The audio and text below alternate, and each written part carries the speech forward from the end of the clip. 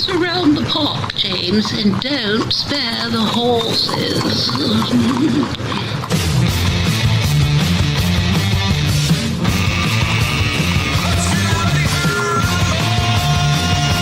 It's showtime.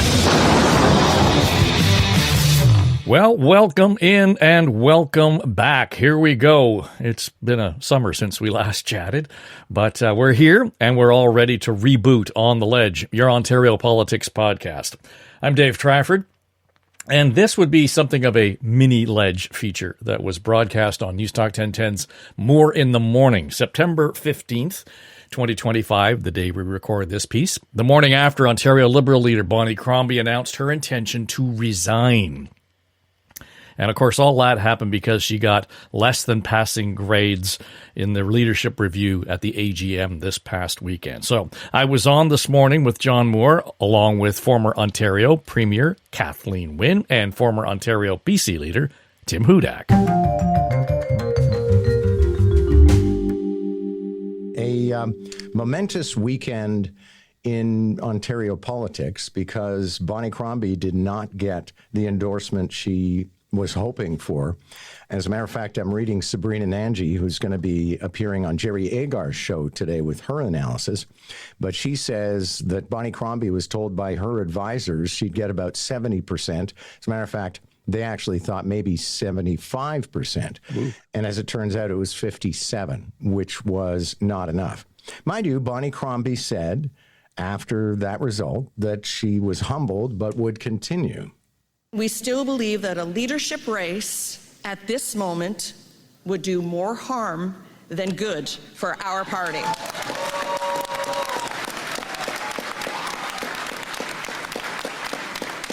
It would put back the reforms and the changes that I know all of you are hungry for.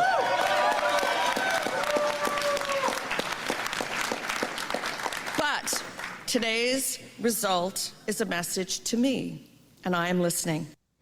And what she had to listen to, according to some reports, is members of her 14-member caucus telling her, that's it, you're done, get out.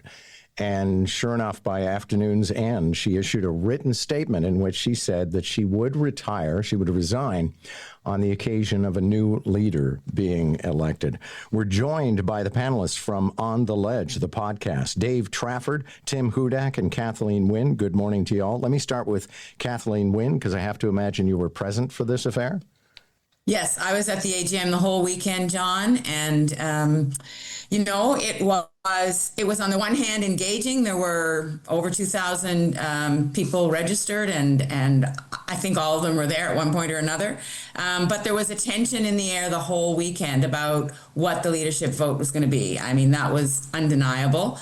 And honestly, I think it could have gone either way. I mean, there were people, like Nader Erskine-Smith, Nav Baines was there. There were people who were kind of agitating about Bonnie's leadership, and that had been going on for some time. And there were people who had bought into the notion that she couldn't continue. But there were a lot of people who were convinced that she could stay on. So that tension was in the air the whole weekend. Tim Hudak, you've had to undergo leadership reviews. You were a party leader. It must have been a very fraught weekend for Bonnie Crombie. Yeah, there's no doubt you're going to be very tense about it. But I think in Bonnie Crombie's defense, she took the Liberals back into official party status, which would be very valuable, John, for money for research, for getting ready for the next campaign. She rebuilt their fundraising, a credit to her, considering where the party was when she took over. Look, John, I think that time may not be everything, but it is a majority owner of your fate when it comes to politics. And Bonnie Crombie had really less than a year, or just over a year on the job, and then ran into that Doug Ford steamroller. Look, I think short of Hazel McCallion herself descending from the heavens and running in Mississauga, it was Doug Ford's second strongest area. And by not winning her seat there or improving, I think her fate was sealed. Dave Trafford, your hot take, because it was quite the afternoon where it looked like she was going to stay on, and then all of a sudden she was gone. It occurs to me, John, that the folks around Bonnie Crombie, particularly those who are advising her, and Sabrina quotes them or cites them in her newsletter this morning, were reading right to left as opposed to, conventionally left to right, because they just turned the number completely around. And I begin to wonder, in the moment, yes, the 57% was a problem, and I think it was the double clutch kind of surprised a lot of people, but I think it speaks to a lot of what we saw during the campaign, frankly, and that was there was a sense of unpreparedness around the Liberal campaign, that it wasn't strictly about Bonnie Crombie. It's about the people around her. It's about the organization. It's about the foundation that is driving the party forward. So when you say who's next, well, who is actually going to drive that bus? Never mind who's going to throw their hat in the ring. And so I think that's the real issue here as far as the Liberals are concerned, because by all accounts, Bonnie Crombie should have been the star candidate that really rose the boat for the Liberals. She should have won in Mississauga, and she was properly targeted by the Tories, and they were very successful in defeating her in Mississauga. But by all accounts, the people around her or the organization really is the failure here. Yeah, and John, can I just jump in? There's a lot of conversation this morning about what caucus said or didn't say. I've talked to people who were in that meeting. I had numbers of conversations before she decided that she was going to step down and after. And I do not believe that caucus told her she had to go. I do not believe that caucus members said they were going to leave the caucus. I think what happened was, and my understanding is, the decision was hers. People gave her their input, and then she made the decision.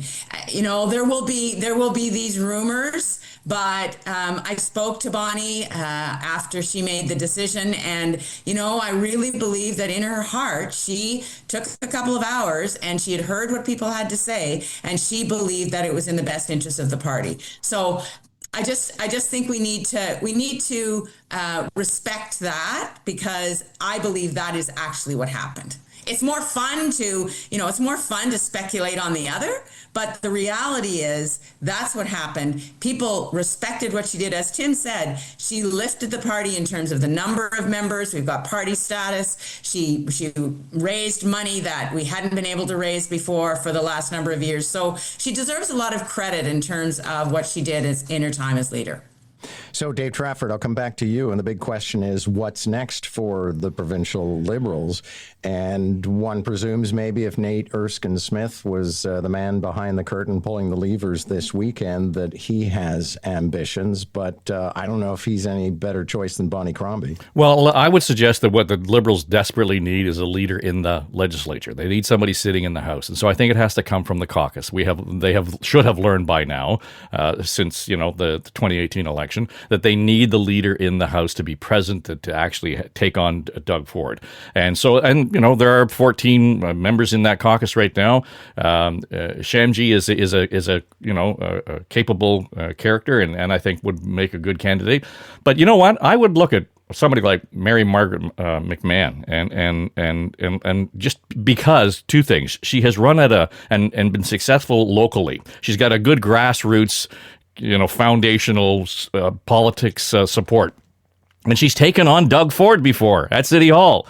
So, I think there are people in that caucus that could do the job, and I think that's where they need to turn. Interesting stuff.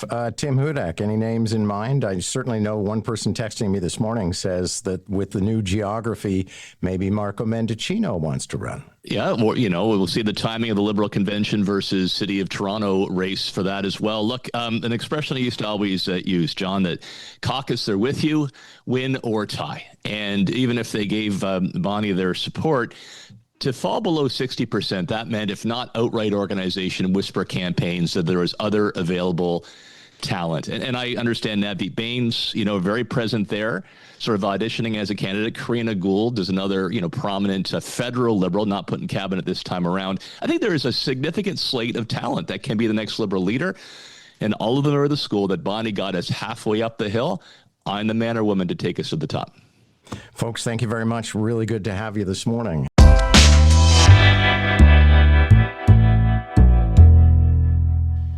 And many thanks to Joe Cristiano, Nick Myrano, and John Moore for including us in the show this morning. And I do want to let you know and remind you, we will be back with the full show in the coming days. So as I said, stay tuned. Otherwise, thanks for watching on YouTube and listening on your favorite podcast app. I'm Dave Trafford, and this is On the Ledge, your Ontario Politics podcast.